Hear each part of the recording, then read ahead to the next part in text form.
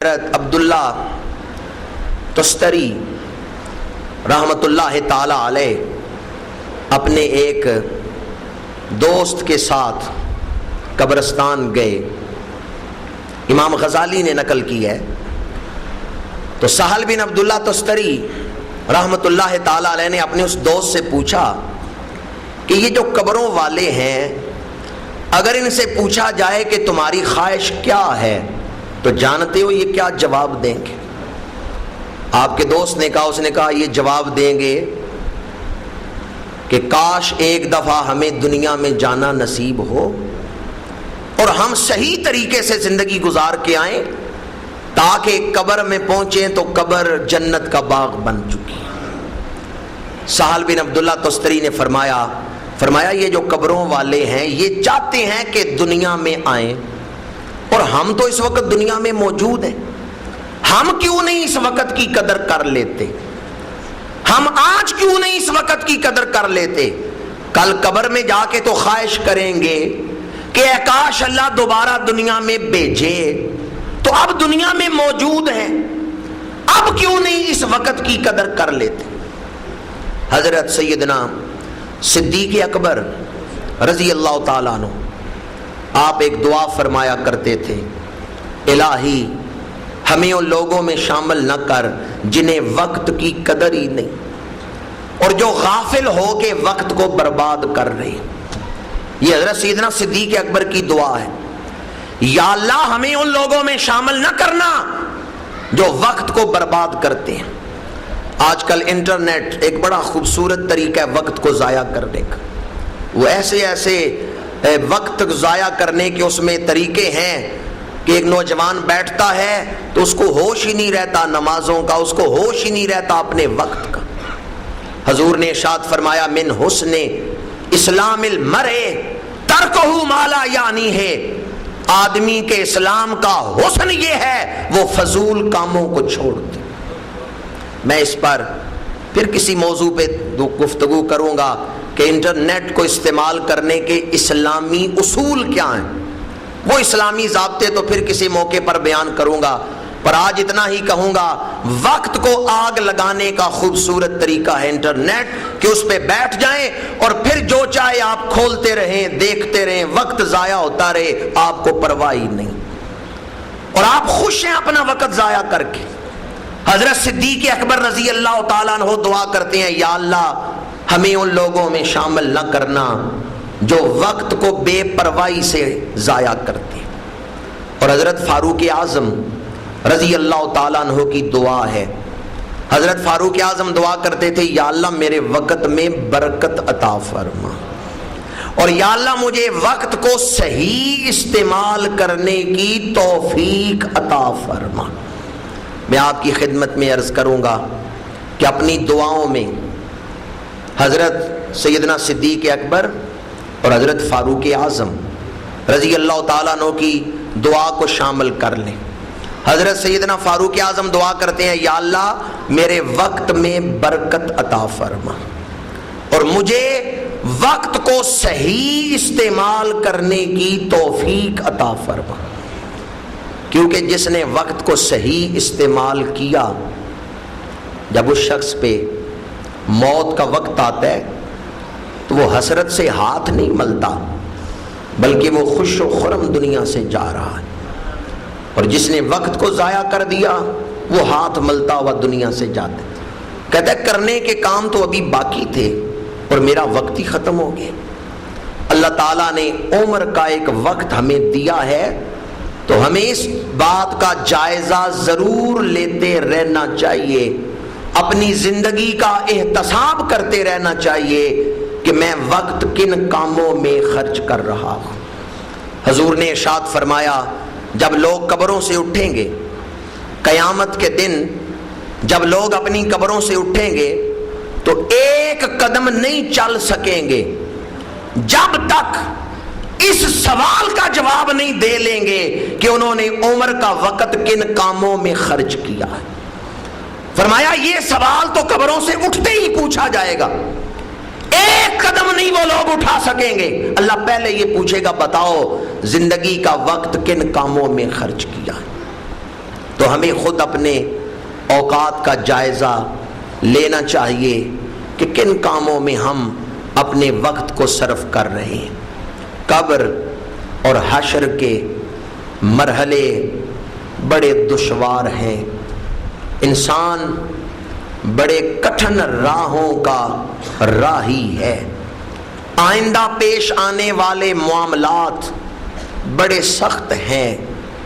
یہ اختیار جو ہمیں حاصل ہے یہ دنیا کی چند روزہ زندگی میں ہی حاصل ہے، قبر و حشر میں تو پھر اعمال کے مطابق یا جنت ہے یا دوزخ ہے۔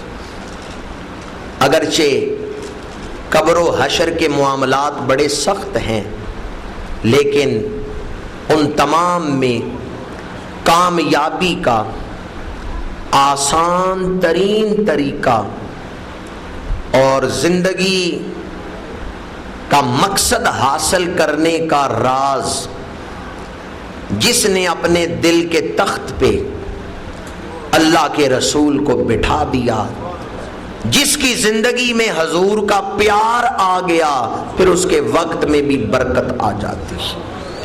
حضرت پیر بلے شاہ قصوری رحمت اللہ تعالی علیہ نے اسی بات کو لکھا ہے، کہتے ہیں قبر حشر کے مرحلے بڑے سخت ہیں، پر میں تمہیں ایک نکتہ بتاتا ہوں، یہ حاصل کر لو تو خیر ہی خیر ہے۔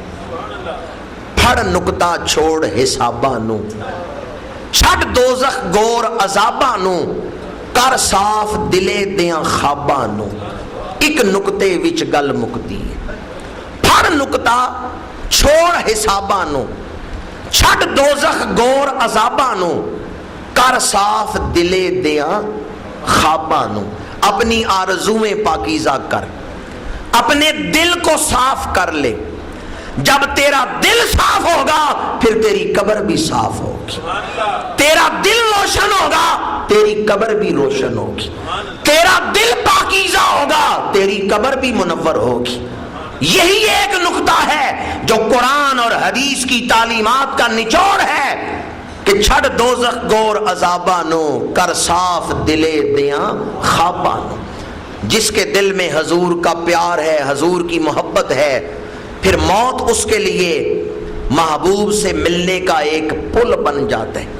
الموت جسر یوصل الحبیب الی الحبیب۔ پھر اسرائیل بھی آتا ہے تو اس بندہ مومن کا ادب کرتے ہوئے آتا ہے۔ حضرت موسیٰ علیہ السلام کے پاس اسرائیل آیا، مرنے میں سارے لوگ برابر نہیں۔ آج کل ایک ایسا فکر بھی پیدا کیا جا رہا ہے کہ معاذ اللہ انبیاء یا اولیاء وہ بھی عام انسانوں کی طرح ہی مرتے ہیں، معاذ اللہ ثم معاذ اللہ۔ میں بخاری شریف کی حدیث آپ کو سنا رہا ہوں۔ حضرت موسیٰ علیہ السلام کے پاس اسرائیل آیا، پوچھا کدھر آئے ہو؟ کہا آپ کی جان لینے آیا ہوں، آپ کی روح لینے آیا ہوں۔ حضرت موسیٰ نے تھپڑ مارا ہے، اسرائیل کی آنکھ نکل گئی۔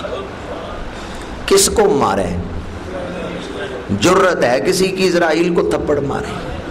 یہ موسیٰ کلیم اللہ ہے۔ لوگ تو اسرائیل کو دیکھیں تو کانپنے لگے اور روح نکل جائے، یہ موسیٰ کلیم اللہ ہیں جنہوں نے اسرائیل کو تھپڑ مارے اور آنکھ نکل گئی۔ یہ حدیث بخاری شریف میں۔ جناب اسرائیل اللہ کے دربار میں، آدمی سرکاری وردی میں اس کو مارے تو حکومت پرچہ کٹواتی ہے۔ اسرائیل سرکاری ڈیوٹی پہ تھے، خود نہیں آئے تھے جان لینے، اللہ کے بھیجے ہوئے آئے تھے۔ واپس گئے اللہ کے دربار میں، یا اللہ میں تو تیری لگائی ہوئی ڈیوٹی پہ گیا، تیرے نبی نے تھپڑ مار دیے، کیا اللہ ناراض ہوئے حضرت موسیٰ کو؟ بڑی آپ کی توجہ چاہوں گا، شان نبوت بیان کر کے عقیدے کی گمراہی سے آپ کو بچانا چاہتا ہوں، اور بڑی ذمہ داری سے یہ بات کر رہا ہوں۔ کئی لوگ کلمہ پڑھتے ہیں، عقیدہ کافروں والا رکھتے ہیں۔ کلمہ پڑھا ہے تو عقیدہ مسلمانوں والا اپناؤ، کافروں والا عقیدہ نہ بناؤ کہ نبی بھی مر کے مٹی میں مل گئے۔ یہ مسلمانوں کا عقیدہ نہیں، یہ کافروں کا عقیدہ ہے۔ نبی کچھ کر نہیں سکتے، اللہ کے دربار میں چوڑے چمار کی حیثیت رکھتے ہیں، یہ مسلمانوں کا عقیدہ نہیں، یہ کافروں کا عقیدہ ہے۔ تقویۃ الایمان والے نے لکھا ہے کہ کوئی مخلوق چھوٹا ہو یا بڑا اللہ کے دربار میں چوڑے چمار کی حیثیت نہیں رکھتا. جو نبیوں کے لیے یہ لفظ بولے، کیا کسی مسلمان کے قلم سے یہ لفظ نکلتے؟ اس لیے میں کہتا ہوں کلمہ پڑھا ہے تو عقیدہ مسلمانوں والا رکھو، کلمہ پڑھ کے کافروں والا عقیدہ نہ بناؤ. حضرت موسیٰ علیہ السلام نے تھپڑ مارا، اسرائیل اللہ کے دربار میں چلا گیا. یا اللہ تیرے نبی نے تھپڑ مارے، آنکھ نکل گئی. کیا اللہ تعالیٰ ناراض ہوئے حضرت موسیٰ کا؟ اللہ حضرت موسیٰ کو ناراض نہیں ہوئے. اللہ تعالیٰ نے حضرت موسیٰ علیہ السلام کی عزت اور عظمت کو ظاہر کیا ہے. کہا اسرائیل جا میرے نبی کے پاس اور پوچھ میرا نبی چاہتا کیا ہے، میرا نبی چاہتا کیا ہے. بتا دیا بے شک حضرت موسیٰ نے تمہیں تھپڑ مارا ہے لیکن مجھے موسیٰ بڑا پیارا ہے.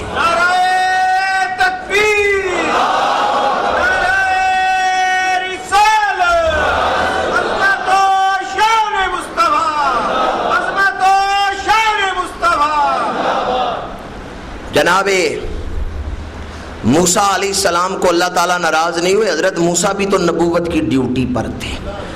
اسرائیل اگر ڈیوٹی پر تھے تو حضرت موسیٰ بھی سرکاری بندے تھے، وہ بھی ڈیوٹی پر تھے، نبوت کی ڈیوٹی پر تھے. اس لیے حضرت موسیٰ علیہ السلام کو اللہ تعالیٰ ناراض نہیں ہوئے. اسرائیل آگے حضرت موسیٰ کے دربار میں کسی بیل پہ ہاتھ رکھیں، جتنے بال آئیں گے آپ کے ہاتھ کے نیچے اللہ فرماتے ہیں اتنی عمر آپ کو عطا کر دیں گے. حضرت موسیٰ نے کہا اس کے بعد کیا ہوگا؟ کہا اس کے بعد آپ کا وصال ہوگا. کہا پھر ابھی کیوں نہیں ہو جاتا؟ اتنے سالوں بعد پھر جو جانا ہے تمہیں ابھی تیار. شارحین حدیث نے اس پر بڑی خوبصورت بات لکھی. کہتے ہیں جب حضرت موسیٰ نے بعد میں تیار ہی ہو جانا ہے تو پہلے تھپڑ کیوں مارے؟ اس لیے کہ جناب اسرائیل کو وہ ادب سکھا رہے ہیں ہمارے بعد ایک بڑی شانوں والا رسول آ رہا ہے، کہیں اجازت لیے بغیر مصطفیٰ کے دربار میں نہ چلے جانا. ایک دوست کہنے لگے حضرت موسیٰ کے بعد تو جناب عیسیٰ آئے ہیں. میں نے کہا بے شک حضرت عیسیٰ آئے ہیں، پر حضرت عیسیٰ کے بعد اسرائیل آیا. حضرت عیسیٰ تو زندہ ہی آسمانوں پہ چلے گئے. اس لیے حضرت عیسیٰ نے جناب اسرائیل کو نہیں یہ سکھانا تھا کہ اجازت لے کے آؤ، کیونکہ حضرت عیسیٰ کے پاس تو اسرائیل آیا ہی نہیں. حضرت عیسیٰ نے تو زندہ ہی آسمانوں پہ چلے جانا تھا. یہ ڈیوٹی حضرت موسیٰ کی تھی کہ جناب اسرائیل کی توجہ اس طرف کرائی جائے. نبی کے دربار میں آنا ہے تو دروازے پہ کھڑے ہو کے اجازت مانگنی. اور پھر امام الانبیاء صلی اللہ علیہ وآلہ وسلم کے دربار میں اسرائیل آئے ہیں تو دروازے پہ کھڑے ہو گئے ہیں. جبریل اندر آ کے اجازت مانگ رہے ہیں. یا رسول اللہ اسرائیل نے کبھی اجازت نہیں مانگی، آج اسرائیل آپ کے دروازے پہ کھڑا ہے، اجازت ہو تو آ جائے.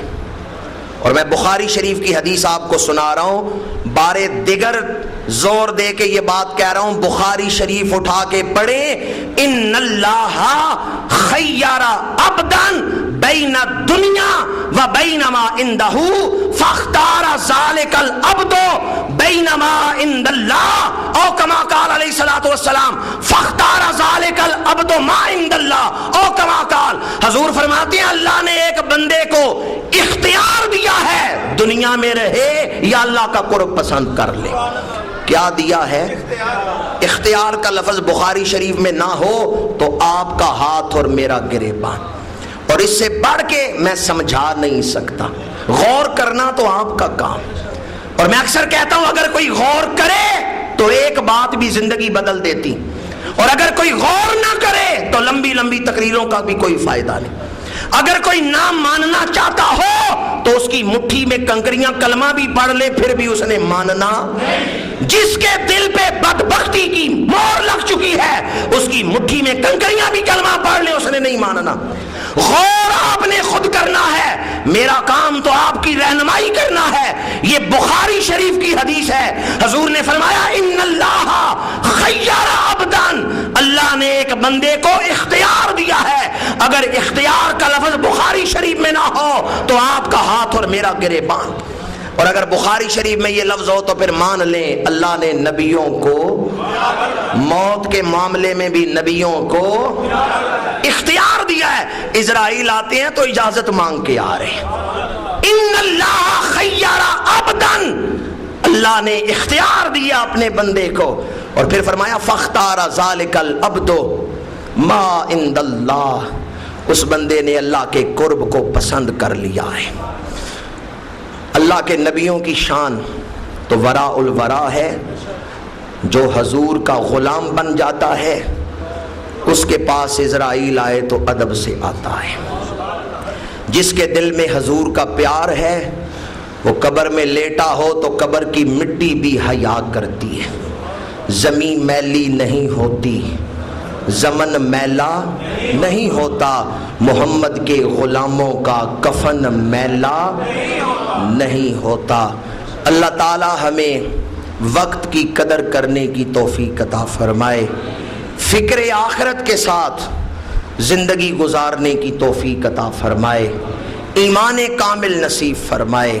میری ساری گفتگو کا پیغام یہ ہے، قبر و حشر کے مرحلے بڑے سخت ہیں، پر جو حضور کا غلام بن گیا اس کے لیے خیر ہی خیر ہے، جو حضور کا عاشق ہو گیا اس کے لیے خیر ہی خیر ہے۔ اللہ غلامی رسول میں موت نصیب فرمائے۔ آج نماز جمعہ کے بعد ہمارے انتہائی محترم عاشق رسالت مآب محترم حاجی ناصر محمود صاحب کی اہلیہ مرحومہ کا ختم چہلم بھی منعقد ہو رہا ہے۔ تمام احباب ختم چہلم میں شامل ہوں۔ نماز جمعہ کے بعد ایک تلاوت ہوگی، نعت شریف ہوگی، مختصر سا پروگرام ہوگا، کوئی زیادہ لمبا نہیں۔ اس کے بعد انشاءاللہ العزیز ختم چہلم کی دعا کی جائے گی۔ اللہ تعالی حاجی ناصر محمود صاحب کی اہلیہ مرحومہ کے درجات کو بلندی عطا فرمائے، اپنا قرب عطا فرمائے، اور حضور علیہ الصلاۃ والسلام کی شفاعت نصیب فرمائے۔ آج بعد از نماز مغرب طائشہ گلنا والا میں درس قرآن مجید کی محفل ہو رہی ہے، جس میں مجھ گناہگار کا بیان ہے، شرکت فرما کے ثواب دارین حاصل کریں۔ کسی دوست نے پوچھا ہے کہ میں مقروض ہوں تو کوئی وظیفہ بتا دیں۔ جب گھر میں داخل ہوں تو سورۃ اخلاص پڑھتے ہوئے داخل ہوں۔ قل هو اللہ احد اللہ الصمد لم یلد ولم یولد ولم یکن لہ کفوا احد۔ حضور کی حدیث مبارک ہے، گھر کی دہلیز پہ قدم رکھیں، ڈیوڑی میں داخل ہوں تو کل شریف پڑھتے ہوئے داخل ہوں۔ اللہ تعالیٰ قرض کی ادائیگی میں دست غیب سے مدد فرما دیتا ہے۔ دوسرا سوال انہوں نے لکھا ہے کہ جو لوگ حرام کی کمائی سے حج اور عمرہ کرتے ہیں وہ مقبول ہے یا نہیں؟ قطعاً مقبول نہیں ہے۔ حج و عمرہ وہی قبول ہے، نیکی وہی قبول ہے جو رزق حلال کے ساتھ کی جائے۔ اللہ تعالیٰ عمل کی توفیق عطا فرمائے۔ وما علینا